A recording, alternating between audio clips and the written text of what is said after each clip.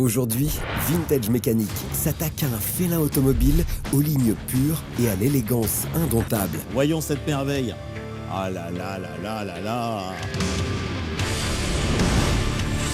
La Jaguar XK 120 OTS. OTS pour Open to Seat, un roadster 2 places. Alors le souci en fait c'est que l'ancien restaurateur nous a totalement planté, donc on se retrouve aujourd'hui avec une très jolie voiture mais malheureusement qui n'est pas du tout finie. Le propriétaire de ce trésor d'outre-Manche a confié à François Alain la mission suivante: reprendre la restauration abandonnée de cette Jaguar et la terminer en 2 mois. C'est un challenge. Hein. C'est un challenge. Je peux te dire qu'une fois que c'est fini, le propriétaire il pourra nous faire livrer une caisse de champagne. Hein. Ouais.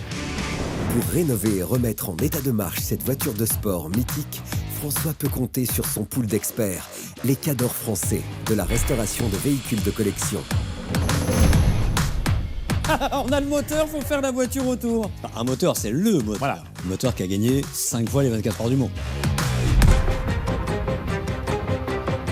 Le problème, c'est que cette voiture d'exception va se montrer têtue, Non mais tu te rends compte 30 ans que je fais des moteurs, j'ai jamais vu ça.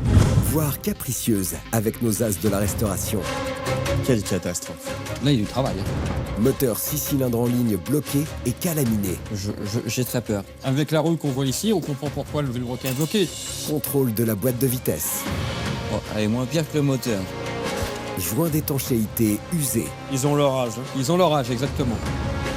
Absence de plancher et de tableau de bord. T'avais juste oublié de me dire qu'il n'y avait pas les planchers. Ah bah ça c'est... Quand tu regardes Non, la voiture ouais. et que tu vois par terre, ça veut dire qu'il n'y a pas les planchers, François. Rénovation de la sellerie. Il a le droit à un petit massage en fait, ce siège, voilà. Il est monté à l'assaut presque.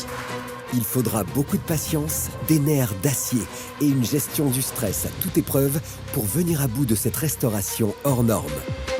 Parce que là, en termes de délai, on va être très juste. Alors François réussira-t-il son pari? Celui de restaurer et de remettre en état ce roadster britannique en 2 mois top chrono. Ça va pas du tout là en fait, c'est très concret. Réponse tout de suite dans Vintage Mécanique. Ça me plaît.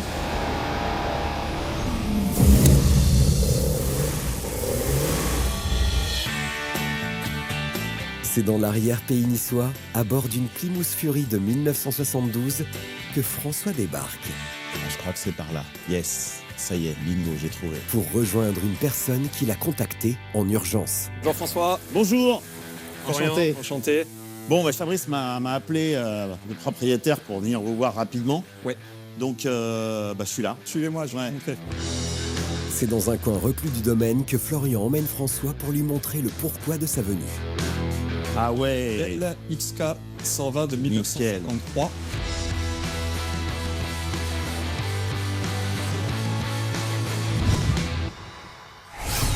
La XK 120 est la première voiture de sport que Jaguar a produit après la Seconde Guerre mondiale. Son design, œuvre de William Lyons et de l'ingénieur en chef William Haynes, est novateur pour l'époque, mais surtout dessiné et réalisé en seulement 2 mois. Le concept de la XK 120 est présenté en 1948 lors du Salon de Londres et le design y connaît un tel succès que Jaguar décide de mettre la voiture en production. Elle a été construite à plus de 12 000 exemplaires entre 1948 et 1954 en coupé et en roadster, la version OTS. Son nom se réfère à sa vitesse de pointe officielle de 120 miles par heure, c'est-à-dire 193 km/h. Un exemplaire de série prélevé sur la chaîne fut d'ailleurs mesuré à 203 km/h, mais elle est donnée pour 193. Elle a été également la voiture de série la plus rapide du monde et connaît la gloire dans sa version de compétition. La XK 120 finit notamment victorieuse des 24 heures du Mans en 1951 et en 1953 dans sa version Type C. Elle est sans conteste l'une des icônes de l'histoire automobile anglaise. C'est extraordinaire parce que cette voiture, elle a été dessinée dans un temps record. Et souvent, les voitures qui sont dessinées comme ça sur un premier jet, elles ont un look extraordinaire. La Jaguar XK 120 OTS a une ligne majestueuse dans le pur style anglais, avec ses 4,40 m de longueur, 1,56 m de largeur, 1,35 m de hauteur, pour 1,32 tonne sur la balance. Long capot avec une calandre haute et étroite, les courbes des ailes avant se prolongent pour rejoindre les ailes arrière plongeantes. À l'intérieur, sellerie confortable en cuir et une planche de bord avec une élégante instrumentation en position centrale où s'intègre un volant 4 branches. Côté mécanique, on trouve un train avant à double triangulation avec barre de torsion transversale et amortisseur télescopique. À l'arrière, un essieu rigide avec des ressorts à lame et amortisseur à levier. Pour le freinage, tambour à l'avant et à l'arrière. Moteur 6 cylindres en ligne de 3442 cm3, alimenté par 2 carburateurs SU développant 160 chevaux. Boîte de vitesse 4 rapports. 0 à 100 en 9 secondes 9. Vitesse maximum 193 km/h.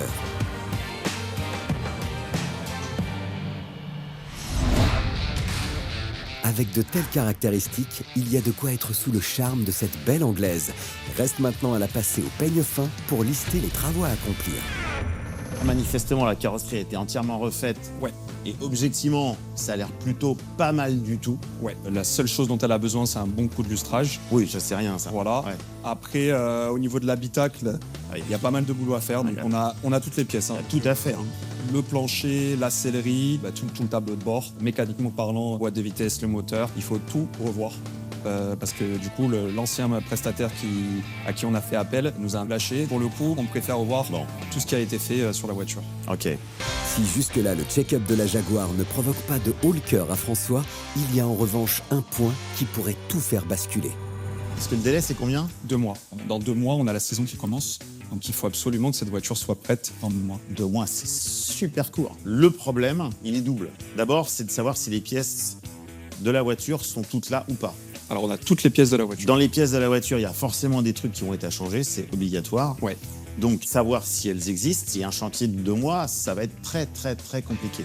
Même si Florian s'est montré plutôt rassurant niveau pièces, François vient de soulever une sacrée inconnue pour la calandre. Tu vois un exemple type, la calandre par exemple, une calandre XK 120, c'est introuvable. Ouais. Donc c'est des pièces qu'il faut faire refaire. Voilà, rien que ça, c'est beaucoup de travail, quoi. Ouais. Et en parlant d'inconnu, voyons ce que dit le cœur mécanique de la bête.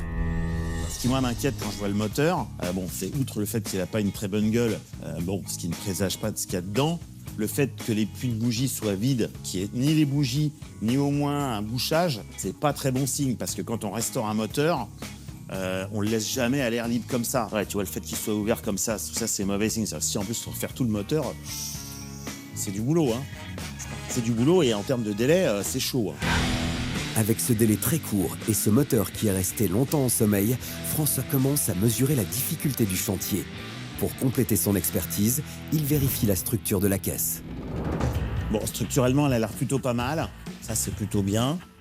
Si la structure et la robe de la Jaguar viennent de rassurer notre expert, il a besoin de poser la question qui peut tout faire basculer. Donc le budget, c'est combien ? On est sur 45 000 €. Bon, 45 000 € pour remonter toute la voiture, éventuellement refaire un moteur, etc. On peut peut-être y arriver. Mais il ne faut pas qu'on ait vraiment le truc imprévu, super galère, d'une pièce introuvable. Ça, c'est le risque. Donc moi, écoute, dans le principe, je pense que c'est jouable. Il faut que moi, de mon côté, dans mes restaurateurs, j'en trouve un qui est vraiment spécialiste Jaguar, connaît le modèle et qui aime les challenges, parce que là, il faut les 3 qualités. Là, je peux pas faire de garantie. Je suis très honnête. On va tout faire pour être dans les clous. Je comprends. Ça, c'est certain. Maintenant que François a bien mis Florian au parfum, il est temps de passer à la logistique pour rapatrier la voiture. J'emmène la voiture et le moteur. Alors le moteur, ça va être possible. La voiture, ce sera pas possible. Elle a tellement voyagé ces derniers mois. Le prestataire nous a lâchés en cours de route. Donc si tu veux prendre le moteur, il n'y a aucun problème. Mais la voiture va rester ici. Avec cette annonce, la tâche se complique pour François. Pour éviter de ne repartir qu'avec le moteur, il prend quelques photos, histoire de les montrer à ses restaurateurs. Bon, écoute, dans ce cas-là, ce qu'on peut faire, le moteur, il va tenir dans le coffre de ma Pinewood. Donc, je peux même remonter à Paris cet après-midi avec. Pendant ce temps-là, j'appelle mes restaurateurs. Je leur propose qu'on se retrouve demain pour faire un container. Demain soir, donc, on saura qui a pris le chantier. Tu me feras plutôt expédier la voiture à l'adresse du restaurateur. Il faut avoir conscience que là, c'est un challenge. Hein. C'est un challenge. C'est sur ce défi à relever que François repart avec le moteur de la Jaguar. La tâche s'annonce compliquée. Il va devoir convaincre l'un de ses restaurateurs de plonger avec lui dans ce dossier qui s'annonce épineux.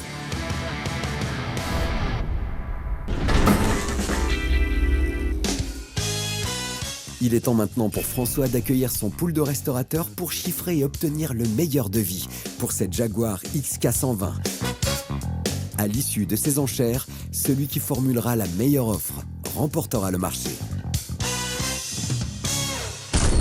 D'abord, il y a Gabriel et JF, ce duo de choc et d'une efficacité redoutable, surtout quand il s'agit d'un chantier titanesque qui s'offre à eux. Pascal, il a la minutie du passionné et la précision de l'expert. Son credo, lâcher les chevaux, surtout quand il s'agit de véhicules qui ont marqué l'histoire avec un grand H. Laurent, ce vorace de la restauration et de la mécanique automobile, est le spécialiste des voitures anglaises.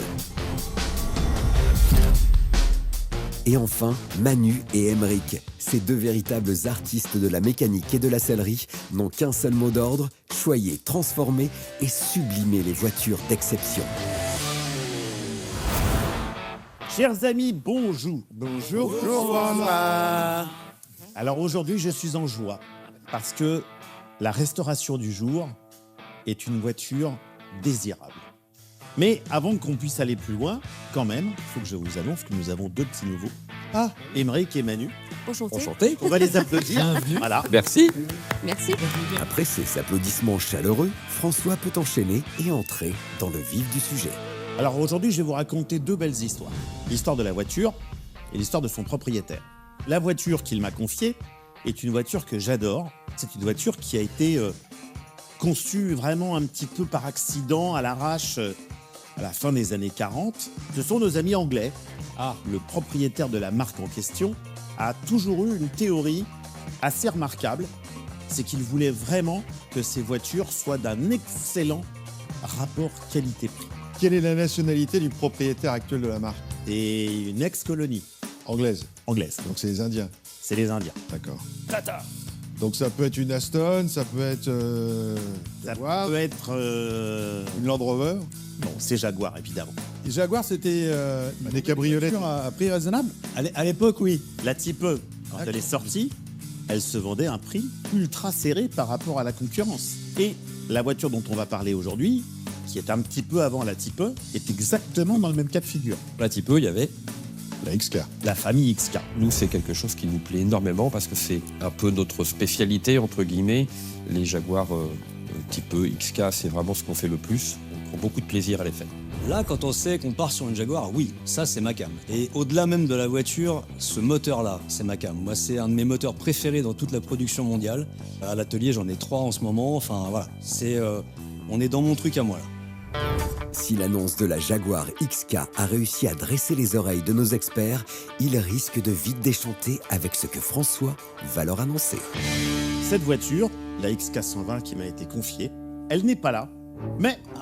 Ah là, le mec, il déballe. Attends, on a super envie. Il vend du rêve. Finalement, qu'est-ce qu'on a? Un pneu, il est pas là. Et là, donc, vous avez un pneu, il faut faire le reste. Alors, vous ne croyez pas si bien dire. Vous êtes prêts?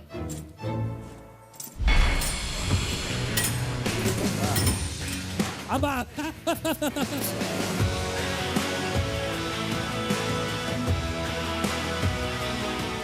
on est bon. On a le moteur, faut faire la voiture autour. Si Gab bloque sur la présence seule du moteur, c'est que le proprio n'a pas voulu que François transporte la carrosserie de la Jaguar. Pour éviter que ses troupes ne tournent les talons, il va revenir sur le cœur de la bête. Ce fameux moteur 6 cylindres en ligne Extraordinaire. qui a équipé tellement de modèles de la marque, c'est une légende. Donc c'est un moteur absolument emblématique de la marque Jaguar qui a équipé la gamme, ou une partie de la gamme, entre les années 50 jusqu'au début des années 80. Donc c'est un moteur absolument historique. Il est à la fois fiable, performant et beau. Quand tu ouvres le capot d'une Jaguar et que tu vois ça, c'est de leur favori. C'est vraiment une très très belle pièce. À présent que François a capté l'attention de ses troupes, il est temps de présenter le projet sur cette Jaguar. La voiture dont je vous parle aujourd'hui, c'est une XK 120 qui a donc été restaurée en partie chez un restaurateur qui a jeté l'éponge. Alors le chantier, il faut donc réassembler la voiture. Le moteur et la boîte, il faut les refaire. On vérifie tout, on contrôle tout, on refait tout, on remonte tout. Alors au niveau sellerie, en fait, elle a une patine d'époque qu'on va essayer de conserver. Pas de trou. Voilà. Mais il faut lui garder son âme. Et tous les trains roulants étaient remontés sur la voiture. Oui, Donc elle est Elle est roulante. sur ses roues. oui. Et les chromes, les vitres. La carrosserie, ça n'a rien à faire. La voiture a été repeinte, tout est impeccable, il n'y a pas de problème. Mais évidemment, vous vous doutez qu'on vérifie tous les éléments de sécurité, les freins, les pneus, tous les consommables évidemment. Est-ce que tu sais pourquoi le restaurateur a jeté l'éponge? Je ne sais pas. Tu ne sais pas. La bagnole est déjà tripatouillée par quelqu'un d'autre. Il va falloir retrouver toutes les pièces, il va falloir tout reconstruire. Là, ça sent mauvais, mon JF. Hein. Ça sent super mauvais. Sur ce genre de véhicule, tu es obligé de reprendre le tout de A à Z. Et là, on n'a que le moteur. Donc ça veut dire on n'a pas vu la boîte, on n'a pas vu le train roulant, on n'a pas vu la caisse, on n'a pas vu. Là, on a rien vu, le faisceau électrique. On n'a rien vu. Il y a un délai. Oui, le délai, il est dans les... Confortable. C'est 2 mois.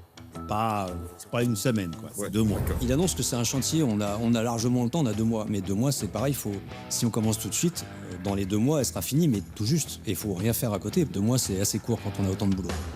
Si François reste un peu flou sur le délai, c'est qu'il s'est engagé auprès du proprio pour terminer la restauration de la Jaguar et la mettre en location dès le début de la saison estivale.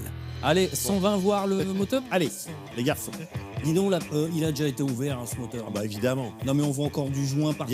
Bien sûr. Et donc, tout le reste de la voiture est à l'image de ce que tu nous présentes là. C'est, je veux dire, c'est nettoyé, c'est une photo. Alors, t'as pas le véhicule, mais t'as au moins une image. Évidemment. Est-ce qu'on pourra voir la photo de plus près aussi? Non, faut pas qu'il y ait de jaloux. Ah ouais, quand même. Soyez. Oui, ça va bien. Ouais, c'est pas mal. En montrant les photos de la belle robe de la Jaguar, François met tout le monde d'accord, à commencer par Pascal, qui est attiré tel un aimant vers le moteur. Alors ça, j'adore. C'est tellement une œuvre d'art. Bah, c'est une œuvre d'art. Et voilà. La boîte, c'est quoi? La boîte, c'est la boîte d'origine. Alors la difficulté, François, c'est que un chantier comme ça qu'on reprend, nous, si on doit s'engager sur le travail pour ton collectionneur, il va falloir tout refaire, mais est-ce qu'il va être prêt à payer? Je pense que le collectionneur en question est prêt à payer. Très bien. Il sait très bien que le temps, c'est de l'argent, quoi. Bon, On va essayer de chiffrer tout ça. on est d'accord. Alors, mes petits nouveaux, à vous. Allons C'est courageux. Voilà. T'as les carburateurs. Oui, j'ai tout, bien sûr. Tu sais bien que la boulonnerie là-dessus, c'est très particulier. En principe, j'ai tout. J'ai une caisse de pièces à côté. Donc, en principe, j'ai tout.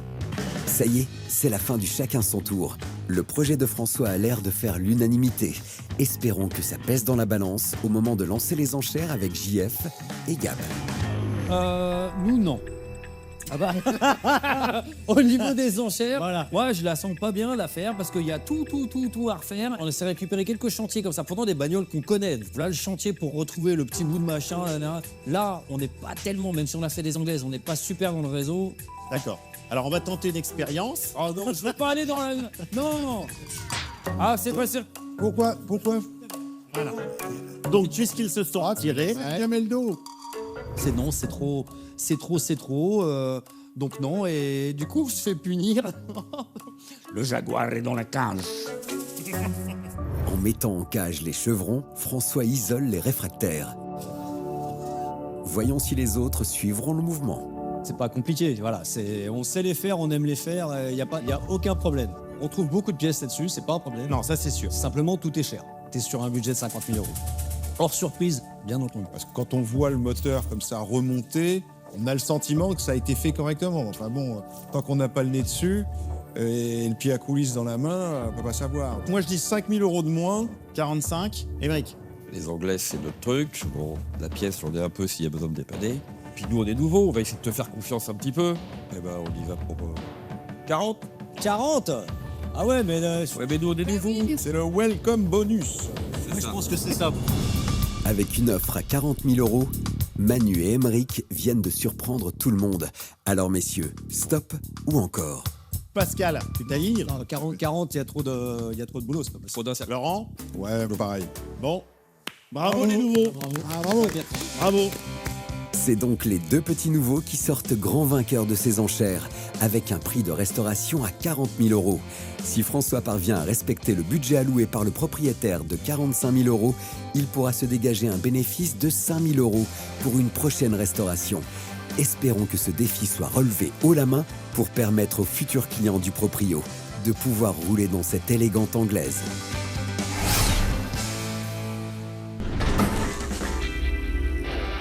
premiers jours de travaux. C'est dans la belle région Provence-Alpes-Côte d'Azur que François arrive au volant d'une Jaguar XK8 des années 2000 pour rejoindre Emeric qui est déjà sur le pied de guerre. Monsieur Emeric, Ah, François. comment ça va? Tu vas bien? Bah, ça va et toi? Bah oui, il est hyper content, ça y est, de découvrir ton lieu. Moi, je vois un petit garage familial. Je te présente la jeunesse. Bah, bien sûr. Baptiste, mon fils. Salut. Kéliane, Salut. notre apprenti. Et il y a Manu, que tu connais. Ah bah évidemment. Salut Manu, Salut François. ça va? Après avoir claqué la bise à la maîtresse de maison,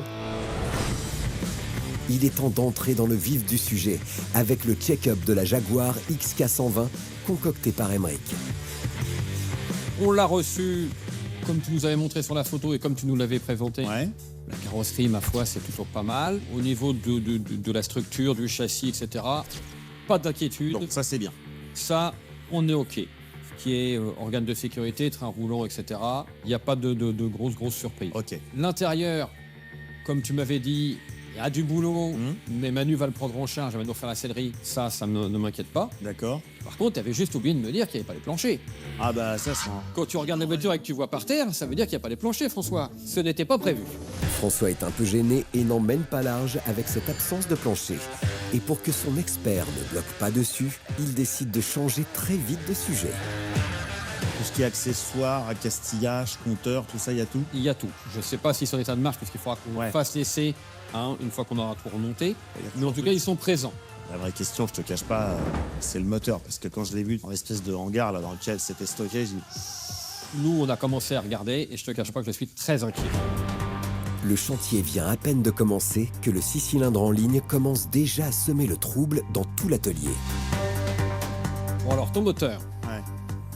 il est bloqué. Donc on a mis la clé sur le vilebrequin. Ah bah oui, Hein, ça bouge pas. alors pas d'un centimètre. Donc ça veut dire qu'il faut que Baptiste le déculasse. Avec toi, tu vas nous faire un Bah, petit coup de main. oui, je vais vous aider, mais venir une fois qu'on a tout déculassé, et puis hésiter ensuite à changer les pièces. Hein. Ça dépend de ce qu'on va découvrir, mais effectivement, on est très inquiet. Ça peut être beaucoup de choses. On peut avoir de la rouille dans les cylindres qui ont bloqué les pistons. On peut avoir un problème sur le vilebrequin. Ça peut être un problème de culasse. Enfin, il y a énormément de possibilités. Et donc, par rapport à ça, on est obligé de démonter pour y voir. Avant que notre trio magique ne passe à l'action, il est bon de découvrir la singularité de ce moteur 6 cylindres en ligne. Pour optimiser la performance de la XK120 OTS, le moteur possède des chambres de combustion en forme d'hémisphère qui permettent d'avoir des soupapes plus grandes. Les cylindres peuvent donc contenir un mélange air-essence plus important. L'explosion pour démarrer le 6 cylindres en ligne sera beaucoup plus puissante. Cependant, cette forme hémisphérique ne permet pas d'avoir toutes les soupapes alignées sur un même axe. Et cela impose d'avoir 2 arbres à cam pour actionner les soupapes. Un arbre à cam pour commander l'ouverture des soupapes d'admission afin de faire entrer le mélange air-essence dans les cylindres. Et le deuxième arbre à cam pour commander l'ouverture des soupapes d'échappement afin d'évacuer les gaz brûlés issus de la combustion.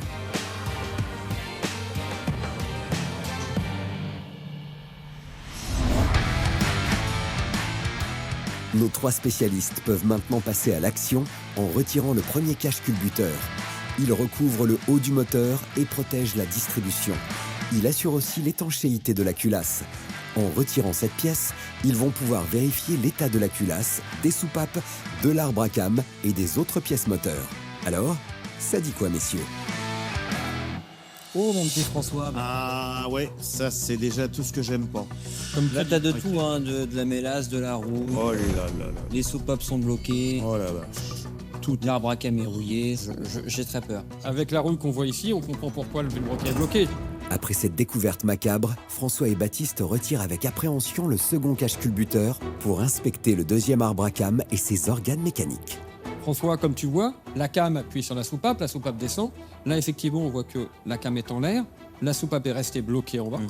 Ça veut donc dire que si elle est en bas, tout est bloqué, tout est descendu. Voilà. Donc on imagine ce qu'on va redécouvrir en dessous. Sachant qu'ils avaient démonté la distribution, on ne sait pas pourquoi ils l'ont démonté. T'as même la clavette de la distribution qui est bloquée. Ça annonce rien de bon, on va démonter la culasse. La culasse est la partie supérieure du moteur. C'est une pièce essentielle qui ferme la chambre de combustion et permet de contrôler le flux d'air entrant et sortant des cylindres, ainsi que le déploiement du carburant. Pour déposer la culasse, notre expert retire les goujons, les vis, et à l'aide d'un petit maillet, il sépare la culasse du bloc moteur pour le passer au krill. Et voilà. C'est bon. Ah bah là, mon petit François, Ah là, faut c'est voir, bon, tiens, la soupape qui est restée grippée Ah, elles sont sur ton arbre à cam, elles se sont chevauchées et elles sont même rouillées ensemble. Tout ça, c'est plein de merde. Ah, regarde, tu vois, tout le circuit d'eau Tout est mort. est rouillé. On a un gros chantier juste là-dessus. Et on a le bloc. Le bloc moteur, c'est la partie basse du moteur. Il a plusieurs fonctions. Guider les pistons, supporter le vilebrequin, assurer le passage des canalisations de graissage et de refroidissement et préserver l'étanchéité des cylindres avec la culasse. Reste maintenant à l'ausculter. Je pense que ce moteur, outre son état, a dû en plus rester longtemps dehors. Regarde, je pense qu'il y a même eu des Des animaux, habitants. des visiteurs. Même eu les habitants. Le joint de culasse, il est juste déchiré, il est mort. Voilà ce qu'il en reste. Ça, c'est poubelle directe. Non, puis il y a carrément de l'eau dedans, c'est rouillé partout. Ah, il y a de la flotte dedans. Regarde, là, le cylindre est mangé. Donc ça veut dire que là, il faut faire réaliser le cylindre. Là, il y a du travail. Hein. Parce que même la distrie, tout est collé par l'huile qui a fini par faire du goudron. Quelle catastrophe. Et la culasse, il va falloir que... Là, il faut tout faire refaire. Hein.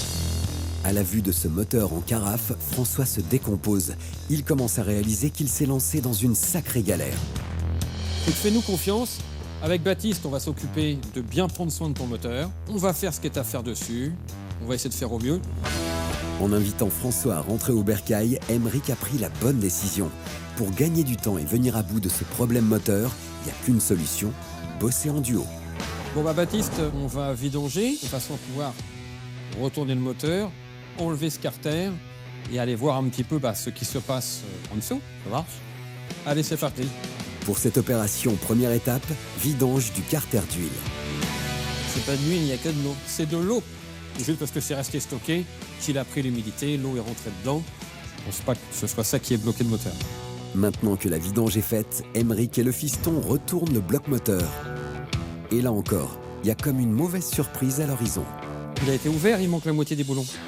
Non, pas la moitié, il manque... Enfin, il manque tous les boulons. Décidément, ce moteur leur donne du fil à retordre. Pas de quoi les démobiliser pour autant. Ils enquillent avec la dépose du carter d'huile, qui le retire en douceur. Attention, parce que c'est un carter en magnésium, très fragile. Tiens, viens voir Baptiste, on a carrément de la mayonnaise. Tiens, il y a même des morceaux, dis donc.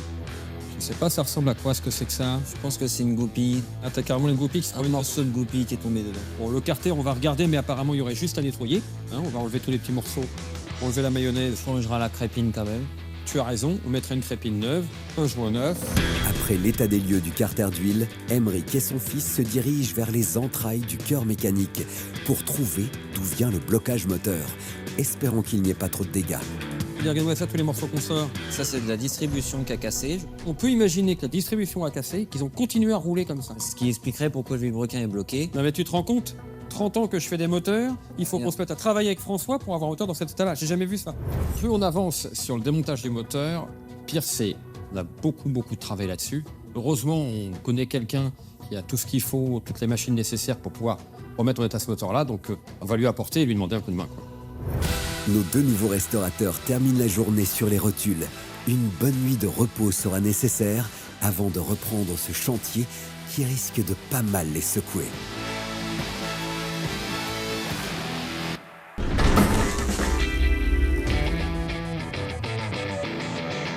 Deuxième jour de travaux. Emeric a chargé tôt ce matin dans son utilitaire la culasse et le bloc moteur pour prendre la direction de Villeneuve-Loubet et rejoindre un atelier spécialisé dans l'usinage et la réparation de pièces mécaniques et industrielles. Une fois arrivé à bon port, c'est Fouad, le responsable d'exploitation du site, qui vient en aide à Emeric pour sortir les deux grosses pièces mécaniques. Ils sont rejoints par Kevin, un des techniciens de l'entreprise. Et bonjour. pour prendre la pleine mesure des travaux à accomplir sur la culasse. Tu vois bien que les cames remontent Là, ça. et que derrière les poussoirs sont restés bloqués. Donc à mon avis, tout ça c'est grippé. Grippé, ouais. Tu vas être bon pour tout te retaper. C'est un joli cadeau que tu me fais là. Pour déballer ce cadeau, Emeric suit son hôte vers l'atelier Allez, c'est parti. et ouvre bien ses écoutilles pour connaître le déroulé des travaux. Déjà, on va commencer par un bon démontage. Je vais entièrement la démonter. Je vais démonter tout l'équipage mobile. Soupape, ressort, arbre à cam, tout ça, pour voir dans quel état c'est. Après, elle va partir au nettoyage. Donc, machine à laver plus ultrason, histoire qu'elle retrouve une bonne jeunesse. Et ben on s'y met.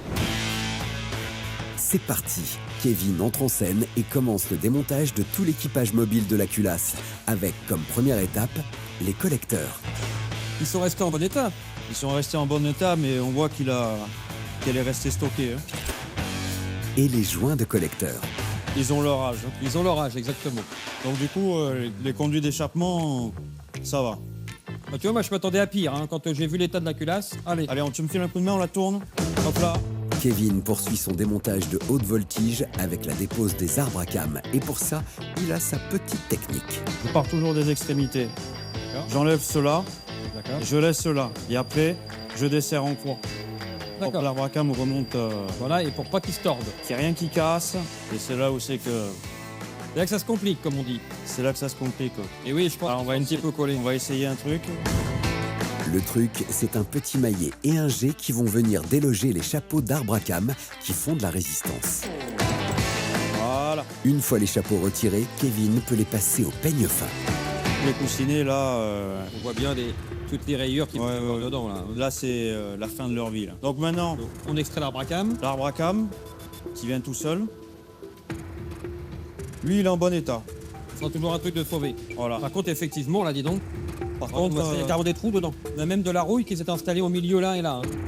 Cette pièce qu'il va falloir changer, c'est le coussinet fixé à l'intérieur du palier d'arbre à cam. Si je me trompe pas, c'est bien le passage d'huile. Oui, qui vient lubrifier l'arbre à cam ici. D'accord. Si on a un problème qui vient obstruer ce trou-là, etc., c'est le coussinet qui déguste. Il vaut mieux que ça soit le coussinet. C'est-à-dire que s'il y a un problème de pression d'huile, d'accord, c'est lui qui va se marquer. Au même principe qu'un vilebrequin. Les coussins de vilebrequin, c'est le fusible pour ne pas attaquer La matière du vilebrequin. bloc. C'est des fusibles. Et donc là, après, qu'est-ce que tu fais? Tu retires Alors tes là, godets, c'est ça? Je vais retirer le godet. Alors, on y va gentiment. Le godet de levage de soupape que Kevin retire délicatement permet de faire la liaison entre l'arbre à cam et la soupape. L'arbre à cam va glisser sur le godet et ce dernier va pousser la soupape. Il y a également à l'intérieur de cette pièce une pastille pour faire le jeu aux soupapes. La fameuse Petite pastille qui va servir au réglage du jeu de soupape. D'accord. Voilà. C'est l'épaisseur de la pastille qui te donne un certain jeu. Et en C'est fonction... là où on règle les soupapes. Exactement. Quand j'en serai au remontage, je saurai s'il faut que je réduise l'épaisseur de cette pastille, d'accord, ou s'il faut que j'augmente l'épaisseur de cette pastille pour avoir le bon jeu au soupapes. Je vais continuer à démonter Ok. et puis je vais te laisser aller voir Je vais aller voir Jean-Paul pour le bloc. Après la culasse, Emeric change de spécialiste pour la restauration du bloc moteur qui a déjà provoqué quelques surfroides. Il a pris l'eau, ton moteur, je crois. Hein. Donc là, t'as pas de solution. Hein. Va falloir que tu mettes... va falloir le chemiser sur les 6 cylindres. On est d'accord, tu agrandis Exactement. tous les cylindres pour venir insérer Une chemise. cette chemise-là. Et surtout, on va pouvoir créer aussi une collerette qui va permettre l'étanchéité d'une forme joint. D'accord. Donc ça va être plus performant que ça ne l'était en fait. Exactement. Super. Donc il y a une phase de démontage, nettoyage, et après on va passer sur la machine pour pouvoir faire l'usinage et emmancher les chemises. Au boulot alors. Ah ben c'est parti. Hein. Emeric met donc la main à la pâte pour la dépose du carter d'huile, de la pompe à huile et de la distribution. Et ben voilà. T'as remarqué qu'il tournait pas, tant Milo. Oui, oui, on avait regardé. On avait vu qu'il était bloqué. Sans le vouloir, Jean-Paul vient de raviver la mauvaise surprise de la veille. Allez, maintenant, faut regarder droit devant et poursuivre les travaux. On fait pas dans la dentelle, hein, vu dans quel état il est. Notre usineur motoriste a raison. Vu la tronche du bloc moteur, faut taper fort et déposer un premier piston avec sa bielle. Alors, tu as de la belle mélasse qui coule. Ah ouais. Un mélange d'huile, d'eau, de tout ce que tu veux bien. Tout est collé. Hein. On voit bien là, effectivement, que tous les segments sont complètement collés. Même le racleur, ça prouve que l'eau a fait son effet. Reste maintenant à déposer les autres pistons. Maintenant, on fait le vilebrequin. On fait du gros. Allez, on y va. Pour sortir le vilebrequin de sa tanière mécanique, Jean-Paul reprend son maillet et s'attarde sur les coussinets de bielle. Coussinets, ils sont bien usés. Très très marqué, oui. Pour les coussinets de bielle, même combat, ils seront à changer. Il est temps de passer à la dépose du vilebrequin. Et de l'emmener avec le bloc moteur pour un nettoyage à haute pression. On a pas combien de temps, Jean-Paul? 20 minutes de cuisson à basse température. Ah bah meilleur. Le vilebrequin et le bloc moteur font donc trempette pendant 20 minutes pour un décapage complet avec un produit nettoyant. Après cette opération d'écrassage, Jean-Paul peut vérifier l'état du vilebrequin avec son regard bien aiguisé. Tout est OK, le vilebrequin est sauvable.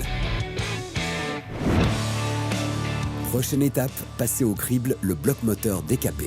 C'est vachement plus propre, on voit bien que ça... Oui, c'est nettement plus propre, mais on remarque que c'est pire en fait. Bah, c'est normal, on a enlevé toute la matière, tout le gras, et là on voit bien qu'il faut le réaliser pour emmancher des chemises. Le cylindre, tu vas le réaliser, donc l'agrandir, on est d'accord? Oui. Pour avoir la place de glisser notre chemise qu'on a vue tout à l'heure à l'intérieur. Exactement. Ok, eh ben, écoute, je te laisse faire, on y va. Le réalisage du bloc moteur consiste à usiner les cylindres endommagés pour obtenir des surfaces lisses qui permettront aux segments des pistons d'avoir une bonne étanchéité dans le cylindre et donc de retrouver la compression d'origine du moteur. Pour réaliser ce process, Jean-Paul utilise une machine, la laiseuse. Elle permet d'enlever la matière excédentaire et d'obtenir le diamètre souhaité. Ah, effectivement, dis donc. Je peux toucher? Oui, vas-y, bien sûr. Ah oui, c'est carrément bien rattrapé. Avec ce réalisage au cordeau, Emeric va pouvoir commander plus tard des nouveaux pistons et segments. À peine le temps de souffler pour notre expert qu'il retrouve Kevin pour passer la culasse dans une machine à ultrasons. Allez, c'est parti. La machine à ultrasons est composée d'une cuve remplie d'eau soumise aux ultrasons. Les millions de bulles microscopiques formées par les ultrasons implosent au contact de la culasse à nettoyer en libérant une énergie élevée qui provoque le décollement des impuretés, même dans les recoins les plus inaccessibles. Après 25 minutes de cycle, Kevin peut maintenant sortir la pièce pour la suite des opérations avec le surfaçage. Là, c'est la surfaceuse. Là, c'est la surfaceuse pour nous faire un plan de joint nickel pour une étanchéité parfaite entre le bloc moteur et la culasse. Jusqu'à ce qu'on n'ait plus du tout d'impureté, on est d'accord? Jusqu'à qu'on ait cet état de surface-là. État presque miroir. Pratiquement miroir. Pour créer cet effet miroir, Kevin utilise une surfaceuse.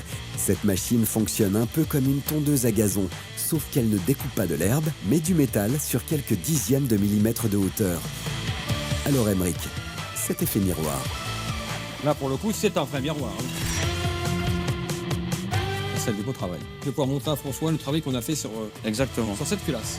Voilà. Bah, écoute, je te laisse terminer. Pas de souci, je te remercie. Au revoir. Emeric peut maintenant rejoindre Fouad, le taulier du site, pour finir cette journée qui, au final, n'aura pas été si cauchemardesque. Écoute, on a beaucoup de travail à faire. Ouais. Bah, je te laisse voir avec tes équipes. On gère. Vous gérez et tu me fais signe, bah voilà, dès que vous avez fini. Bien sûr. Ouais. Un petit coup de téléphone. Je te tiens au courant. Cette journée se termine donc pour notre expert qui a pu sauver des eaux troubles le bloc moteur et la culasse.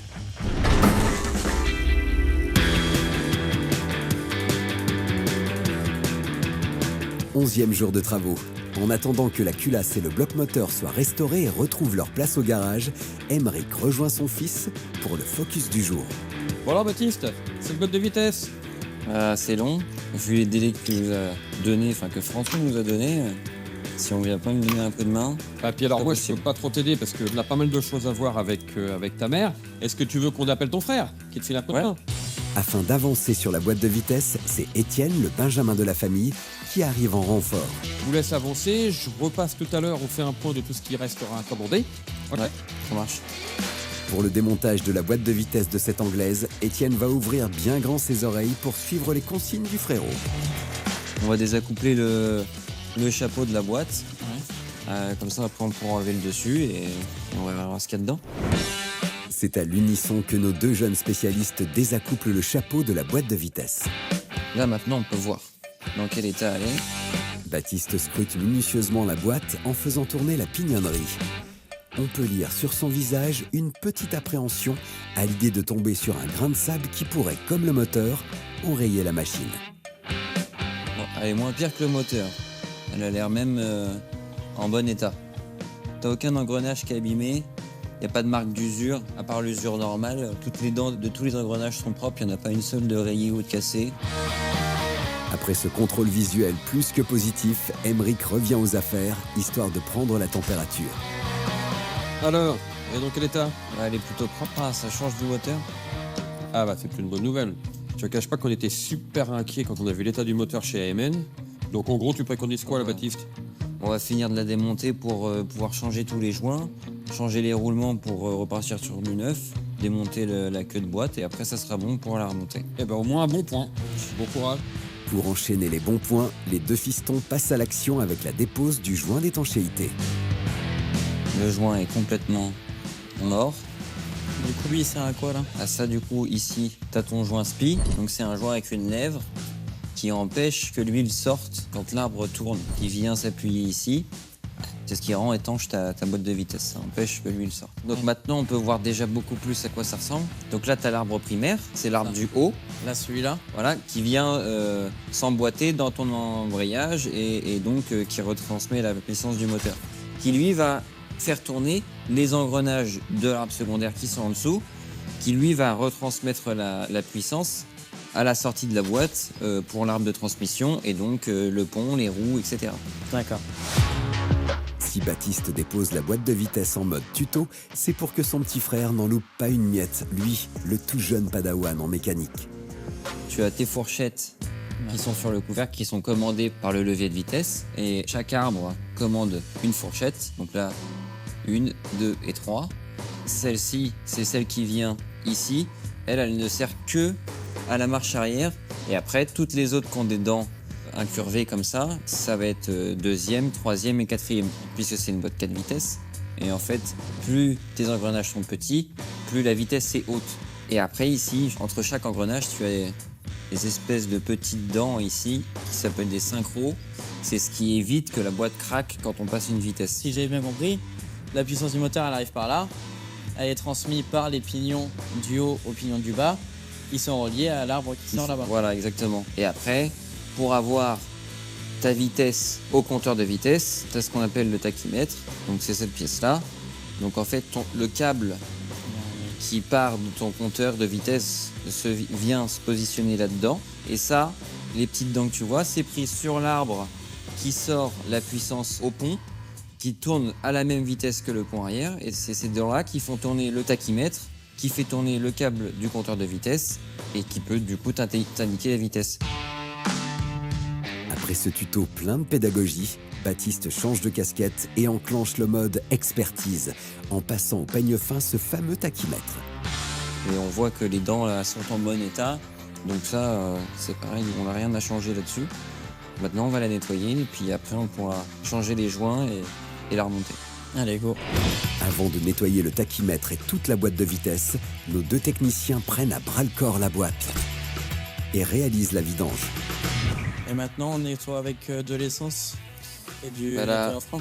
nettoyant frein dégraissant ou essence F qui abîme le moins mais ce qui dégraisse le mieux. Donc pinceau, et je t'en verse un peu et après tu l'étales, tu frottes. Grâce au décapage de toute la pignonnerie de boîte, nos deux spécialistes vont retirer tous les résidus laissés par la vieille huile. Donc tu viens à partir d'un engrenage. Après plusieurs coups de pinceau et une pignonnerie bien clinée, le patriarche revient auprès de ses troupes pour faire un point sur l'état de la boîte. Pas de mauvaise surprise. Il n'y a rien à changer structurellement parlant, elle est bien. On n'a pas de surprise par rapport à ce qu'on a pu avoir. Il n'y a rien à changer étant donné qu'elle est en bon état. Bon bah top, bon bah c'est au moins une bonne nouvelle de ce côté-là, super. Quand on finit de la nettoyer, on attendra les joints pour la refermer. Heureusement, la boîte, ça va. Donc, ça veut dire que, clairement, on peut faire notre commande de pièces groupée, boîte, pas moteur, bloc moteur et culasse. Je vais tout commander dès maintenant. Et après, eh bien, une fois qu'on aura tout remonté, ce qui est quand même pas mal de travail, mais une fois qu'on aura tout remonté, j'appellerai François pour la remise en route. Si pour le moment Emmerich semble bien mener sa barque, espérons que la suite des travaux ne coule pas la flotte anglaise.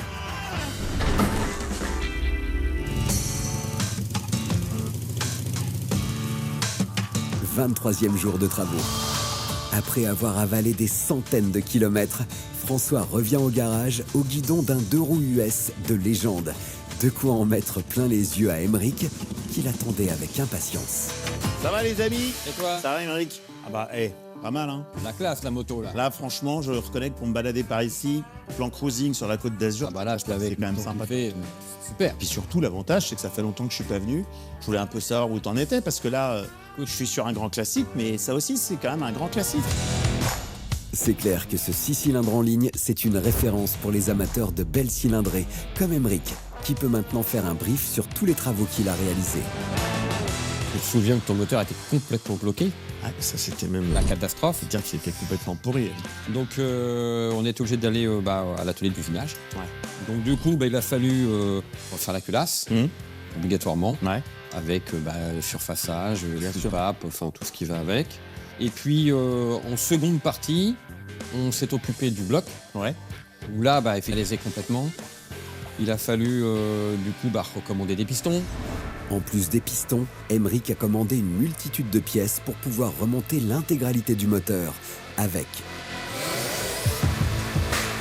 vilebrequin, palier de vilebrequin, arbre à cam, palier d'arbre à cam, soupape, piston. Bref, un travail titanesque que François ne peut qu'apprécier. Bon, au moins, comme ça, on repart sur un moteur refait à neuf. Donc maintenant, il faut réassembler à la boîte, que j'ai vu là-bas d'ailleurs. C'est ça. Après avoir fait le point sur le moteur, place à la boîte de vitesse qui, elle aussi, est passée sous les mains expertes de Baptiste, le fiston. La boîte était en bon état. On l'a évidemment quand même entièrement démontée. On a contrôlé tous les jeux qu'on pouvait avoir au niveau déroulement.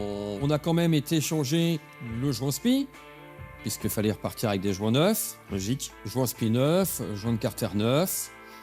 Et puis, un petit coup de propre et de peinture. Ah ouais, c'est chouette. Maintenant, il faut réassembler tout ça, mettre la boîte avec son moteur, puis qu'on ait glissé ça. Ouais, alors je te cache pas que c'est là la difficulté, parce que réintroduire moteur-boîte sur une carrosserie qui est flambant neuve, on est d'accord. Faut pas la rayer, hein, parce que là, si on se loupe et qu'on bugne la carrosserie, là, le délai, c'est mort. Bon, lui qui s'inquiète, ça me paraît normal. Nous, des moteurs, on en sort et on en rentre régulièrement, donc évidemment, on est moins inquiet. Baptiste et Étienne entrent en scène pour cette mission à haut risque et ramènent le moteur qui est maintenu par une chèvre de levage. Ce que je pense qu'on va faire, François, c'est qu'on va lever le pont. D'accord. On va juste appuyer le moteur sur le pont, ce qui évitera qu'il bouge. Exactement. Ouais, ok. Et comme ça, après, on pourra... Ouais, ça va être plus simple. Ça sera plus facile. Baptiste lève le pont Voilà. et dépose dessus délicatement le moteur. Et là, on peut prendre la boîte et la couper. Notre duo de choc prend le moteur à bras-le-corps et le dirige vers la boîte de vitesse. Il faut que les dents de la boîte rentrent dans l'embrayage. Yes, nickel. Alors, Et bougez pas. Maintenant, il faut le remettre en face. Voilà, bien. c'est bon. François met la main à la pâte en mettant les goujons. Voilà, vous pouvez lâcher. Pour finaliser l'opération, nos experts serrent tous les goujons à l'aide d'une clé. On va poser le moteur, vous allez le tenir, je vais aller chercher l'autre palan, on va changer de palan parce que pour l'incruster dans la voiture, il va falloir qu'on le mette presque à l'équerre et celui-là, il ira pas assez loin. Ok. Le palan que change Baptiste, c'est l'élément qui permet de lever de grosses charges, comme ce gros 6 cylindres en ligne. Notre jeune expert relie le palan au moteur avec des chaînes et le tour est joué. Maintenant, c'est le moment le plus compliqué. Faut pas se louper. Côté transmission, c'est prêt à recevoir l'ensemble? Bah moi je t'ai pas attendu, sinon on n'aurait pas eu le temps. Alors, Formidable. le pont est en place, l'arbre de transmission est en place parce que comme il y a un tunnel Une fois qu'on aura mis le moteur et la boîte dedans, on ne pourra pas le mettre. Donc j'allais absolument le mettre avant. Avec Baptiste, tout est une question d'anticipation. Avant le retour de François, il a œuvré comme jamais en posant l'arbre de transmission. L'arbre de transmission est un organe mécanique qui permet de faire la jonction entre la boîte de vitesse et les roues du véhicule.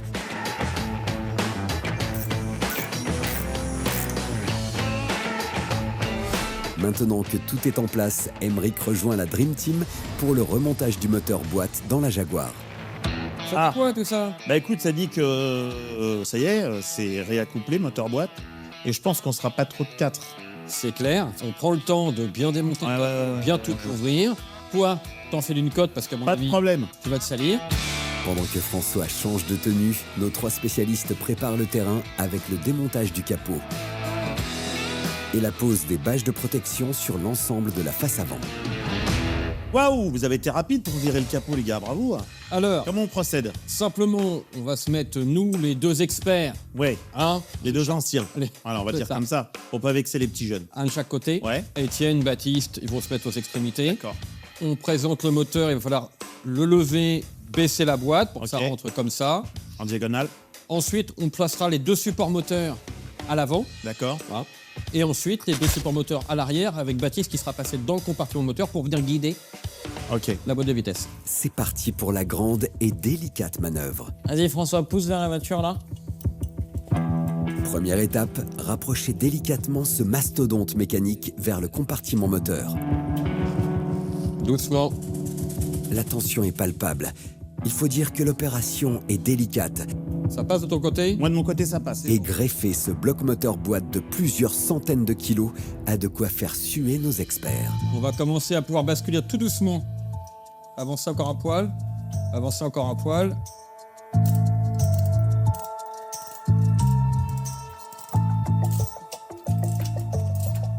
Faudra me dire les gars parce que moi je ne vois. Ah, tu peux y aller. Hein. En manœuvrant sur les chaînes, Baptiste réussit à incliner le moteur boîte vers l'avant. On peut l'avancer un petit peu si vous voulez d'une dizaine de centimètres. Hein. Ouais, parce que là, moi, je suis très... voilà. Proche de la carrosserie. Vas-y, encore, vas-y. Allez, encore 5 cm. Ouais, nickel. Le levier est passé. Moi, de mon côté, c'est tout bon, ça passe. Tu peux baisser un petit peu, Étienne? Allez, on y va. Hop, hop, hop, hop, hop, hop, hop.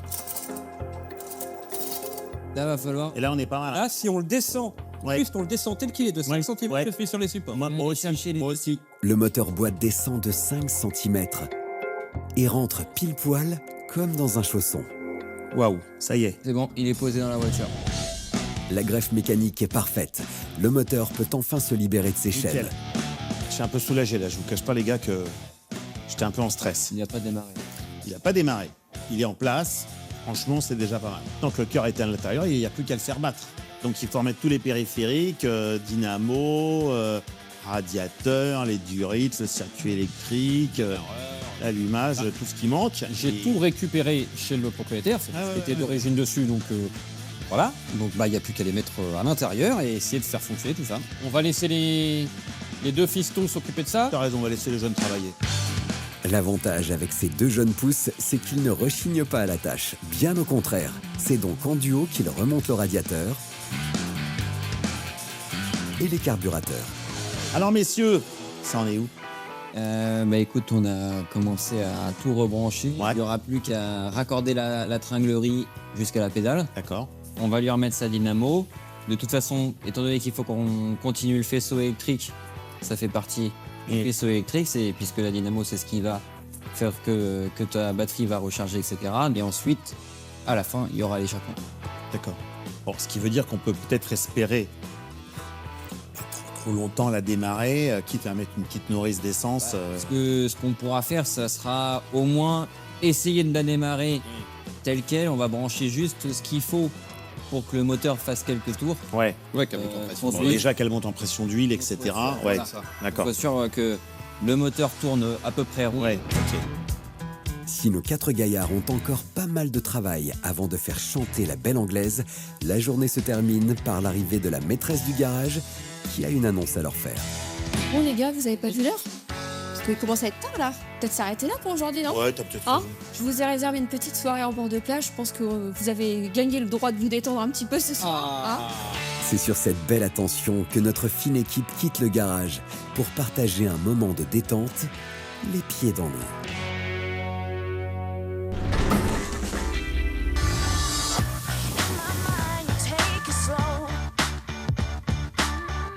Le lendemain matin, après une soirée revigorante, Ah, François François retrouve Baptiste qui est déjà les mains dans la Jaguar. Les nouvelles sont bonnes?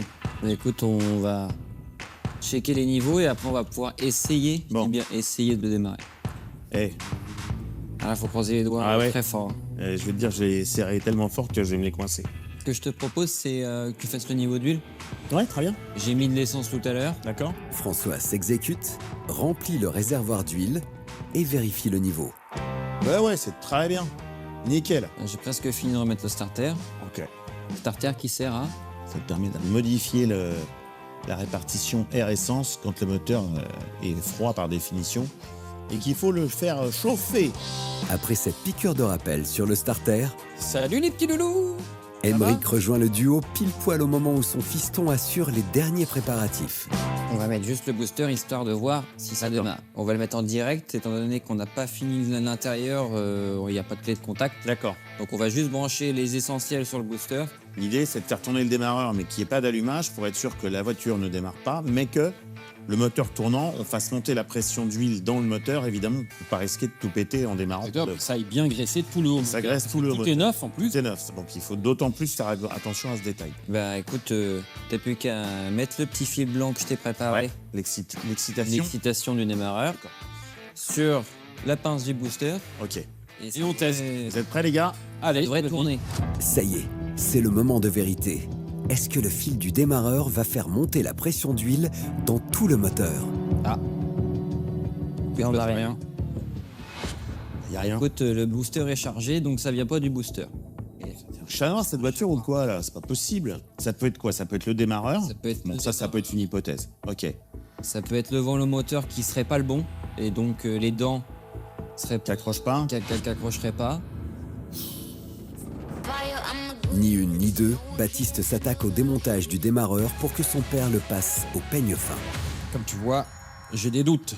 C'est celui que le client nous avait fourni. Enfin, Ouais, c'est ce qui était avec la voiture, ouais. il a dû pas être très bien stocké. Ouais. Je pense que les charbons, tout ça, ça s'est oxydé.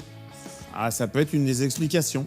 On n'est pas encore Ouais, sûr. ouais. Il va falloir qu'on fasse des essais. Mais en tout cas, celui-ci, pour moi, il fonctionne plus. Mais du coup, s'il marche pas, t'en as un d'avance, t'as des pièces d'avance, t'as vraiment fait. J'avais évidemment pas un démarreur d'avance. Par contre, j'ai été en prélever un sur une de nos voitures qu'on avait là. Ah, et vous avez démonté le démarreur de l'autre XK C'est ça. pour le monter là-dessus? C'est ça. C'est pouvoir faire un essai.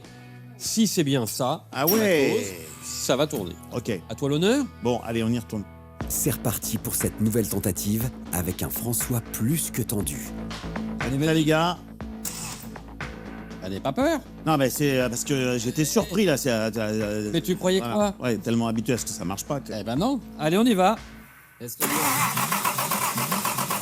Ça me plaît. Hein, t'as vu, Ça, hein ça me plaît. Voilà. Allez, fais monter, fais monter. Ça graisse? Parfait. L'huile est montée. Ça, c'est une première bonne chose. Donc maintenant qu'on sait que le moteur est lubrifié, on peut tenter C'est de ça. remettre l'allumage pour démarrer le C'est ça. véhicule. On a mis de l'essence. On va mettre la pompe à essence en route. Ouais, Elle va venir nous remplir les carburateurs. d'accord. Baptiste va nous rebrancher l'allumage. Très bien. Fait la bobine et là on pourra essayer pour de vrai. Ok. Nos deux experts font un pas de côté, le temps de laisser Baptiste remonter tout l'allumage. Les gars, vous pouvez venir voir? Je pense qu'elle démarrera pas aujourd'hui. Ah bon? L'allumeur, il est vraiment mort. C'est l'allumeur d'origine. Il faudrait tout changer. Même le pied d'allumeur est tordu. Il a dû tomber au démontage. En tout cas, le pied est tordu. On n'a pas d'avance. Bon. Voilà. Et là, Si vous en aviez eu en avance, ça aurait été un coup de bol, mais bon, pas tout avoir d'avance non plus. Parce que là, en termes de délai, on va être très, très, très juste. C'est sur ce problème d'allumage que François quitte le garage. Espérons pour lui qu'Emeric trouve rapidement cette pièce pour qu'il respecte le délai de livraison.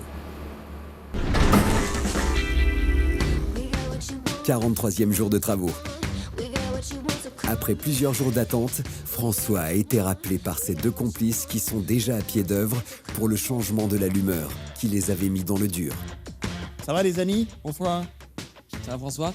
Alors, elle démarre notre XK? Pas encore, on vient de recevoir la lumière. Seulement? Je viens de le mettre. Tu sais que c'est une galère les pièces, hein.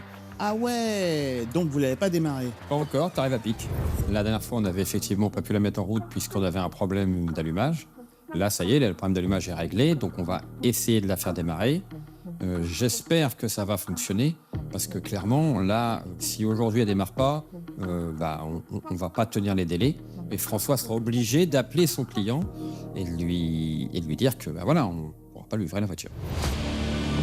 C'est donc légèrement stressé que François s'apprête à monter dans la Jaguar. Et visiblement, il y a comme un élément qui le chiffonne. Et les sièges, c'est... Alors attends, on a déjà remis le plancher, on a remonté le tableau de bord. Si Emeric se montre sec avec François, c'est qu'il a passé des heures sur le plancher qui manquait à l'appel. Pour ça, il a dû effectuer une découpe au code constructeur d'un nouveau plancher et en assurer la pose. Il en a fait de même avec le tableau de bord qui donne un sacré cachet à la belle anglaise. Allez maintenant François, faut prendre place dans l'habitacle et passer le coup de clé.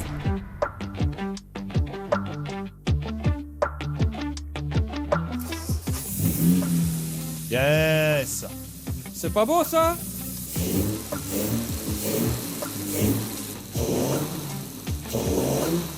Eh, Ça tourne rond un peu ce ça. moteur-là, Quel beau bruit, hein. quand on se dit que c'est un moteur qui a quand même été conçu dans les années 40, Tu te rends compte un petit peu? objectivement, c'est un moteur qui a aujourd'hui plus de 80 ans.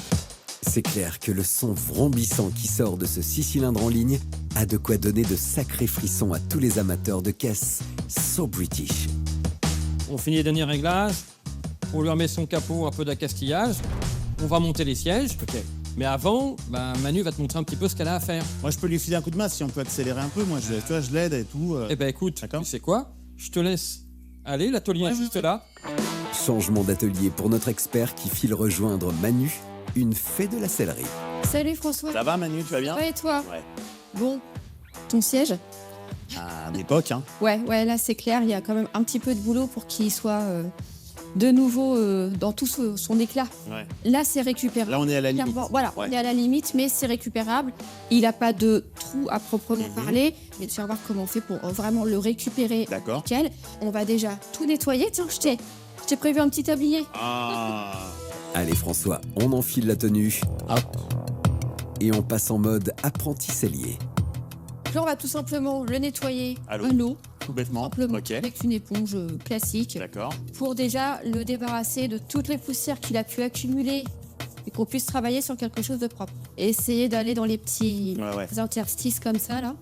C'est avec concentration et application que François nettoie le siège.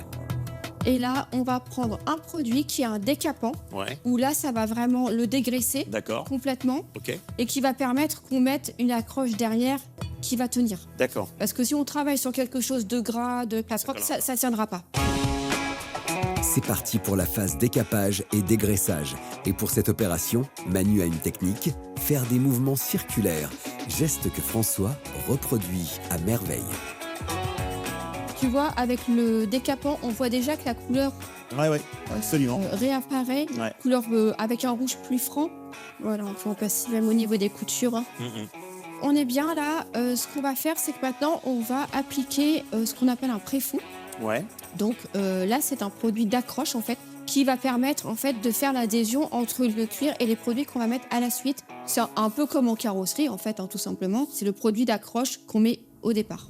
Pour cette opération, Manu verse le produit d'accroche dans un bac et montre le process à son apprenti. Il faut bien le tamponner. Il faut vraiment qu'il y en ait tout juste ce qu'il faut dessus. Voilà. On tamponne. Il faut faire attention qu'il y en ait bien partout, même dans les interstices. D'accord.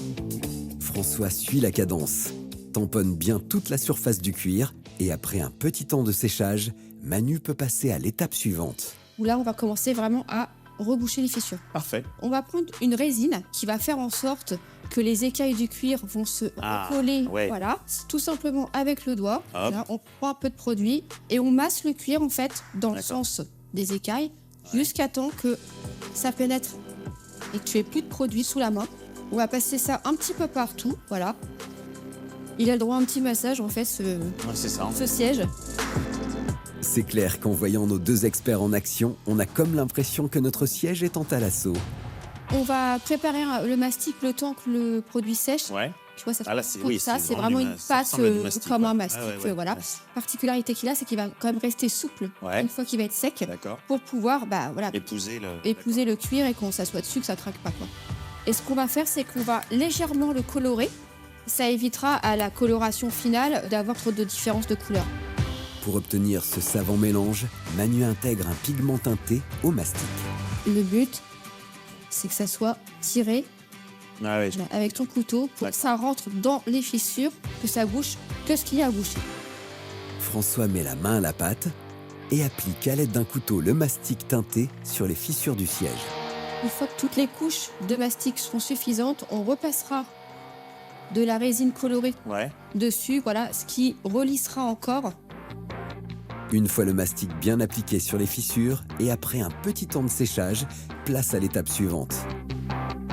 On va prendre un papier extrêmement fin. Voilà, on va passer un petit peu partout, enfin là où on a mis le mastic. Grâce à ce papier abrasif ultra fin, les éventuels surplus de matière sont retirés et le mastic sera le moins perceptible possible. Et pour cleaner le tout, Manu passe un coup de chiffon. Voilà. Parfait. Je vais reprendre la même résine, tu sais, qu'on a mis au début. Ah d'accord. Et qu'on a mis avec le doigt. Ok. Sauf que là, je vais la colorer et on va procéder de la même manière. D'accord. En fait, avec le doigt, on fait rentrer. Si en mécanique les gestes se répètent, en sellerie, c'est la même. Manu reprend la résine blanche permettant aux écailles du cuir de se recoller, la mélange avec le pigment coloré et c'est reparti pour une séance de massage sur toutes les fissures du siège. Impeccable, il est beau. L'étape d'après, on reprend la même résine que tout à l'heure et on va faire exactement la même application que tout à l'heure. Pour un meilleur rendu, c'est au rouleau que Manu termine cette dernière étape. Écoute, ça me paraît super en tout cas. Je commence à avoir vraiment un beau résultat bien lisse. Ça me plaît bien. C'est plutôt assez bluffant. Ouais, ça, on voit la différence quand même. Tu vois, il y a quand même encore pas mal de temps à y passer. Et tu sais, j'ai mon étape finale, la colorisation totale. Et puis après, il faudra fixer. C'est un fixatif en bombe. Alors, comment ça s'est passé? Écoute, très bien. Je suis assez bluffé par le résultat. T'as vu un peu? Bon, voilà. Donc moi, je reviens, là, je repars sur un autre chantier. Pas de problème. Je compte sur vous, hein. Mais oui, Pas de ciao. problème. François repart rassuré. Ça commence à sentir bon pour une livraison de la Jaguar dans les temps. En attendant, le garage d'Emeric va passer en mode commando pour finaliser la belle petite anglaise.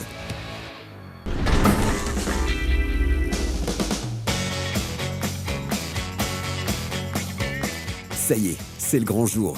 François a eu le feu vert de son restaurateur pour se rendre à Nice et rejoindre dans son agence de location de voitures de collection le propriétaire de la Jaguar. Bonjour Fabrice, vous allez bien? Fort bien, je vous remercie. Bon, Content de vous voir. je crois que j'ai une bonne nouvelle pour vous. Ah, Ça devrait arriver dans pas très longtemps.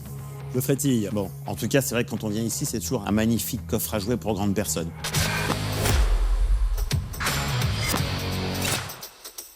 Il y a un peu tout ce qu'on rêve d'avoir chez soi.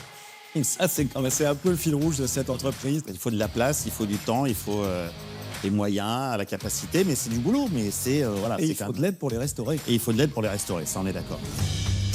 En voyant tous ces joyaux, on comprend mieux pourquoi la Jaguar a dû passer entre les mains de notre expert pour une restauration optimale. Je vous cache pas que ça a été très serré en timing. Hein. Ils se sont bien débrouillés parce que c'est un peu boosté. Hein. C'est vrai qu'ils savent que la saison, elle a une date fixe.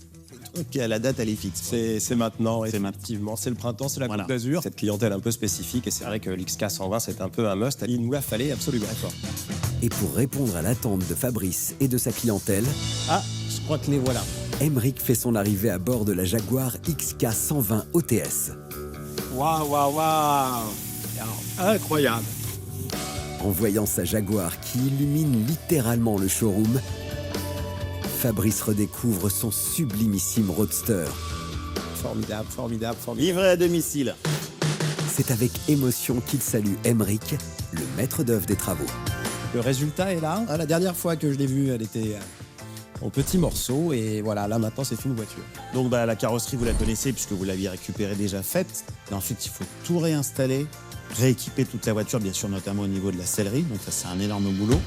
C'est clair que Manu, la chef sellière, a mis les bouchées doubles pour achever dans les temps la rénovation de toute la sellerie. Et si Fabrice apprécie le résultat, il trépigne d'impatience à l'idée de découvrir le gros focus de ce chantier, la restauration mécanique. Allez. Dire la baie. Voilà. Waouh. On voit qu'il y a eu du travail. Hein. Ça, c'est rien de le Ça, c'est dire. vraiment un... Exactement. Donc en fait, quand François nous a ramené et la voiture et le moteur, et qu'on a ouvert le moteur, c'est là qu'on a pu découvrir l'état très très abîmé des cylindres, de la culasse. On est obligé de tout refaire. C'est-à-dire, on est obligé de resurfacer la culasse, refaire les guides de soupape, changer toutes les soupapes, réalisage complet, changement de la segmentation, etc. Et après, au remontage, resurprise, on avait un démarreur, mais qui n'était plus fonctionnel. On parle pas mal du moteur, en fait, et la boîte de vitesse. Alors, la boîte de vitesse, on l'a évidemment ouverte pour la contrôler, mais étonnamment, contrairement au moteur, elle était en super état. Donc, à part les joints spi, le classique, mais on n'a pas eu de surprise, on n'a pas eu de panne. Donc, non, pour le coup, organe de sécurité, train roulant, boîte, rien à dire. Si ce check-up mécanique complet a permis à Fabrice de prendre la pleine mesure de l'étendue du chantier, à présent, il ne lui manque plus que l'essentiel, entendre rugir ce 6 cylindres en ligne d'anthologie. Quart de tour.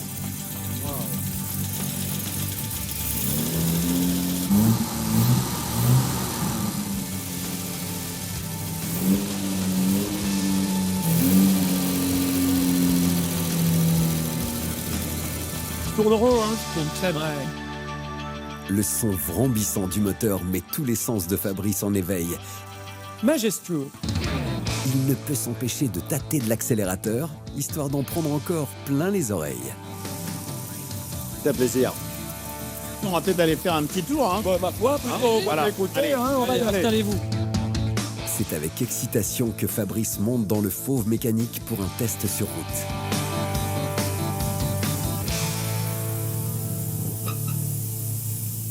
Extraordinaire.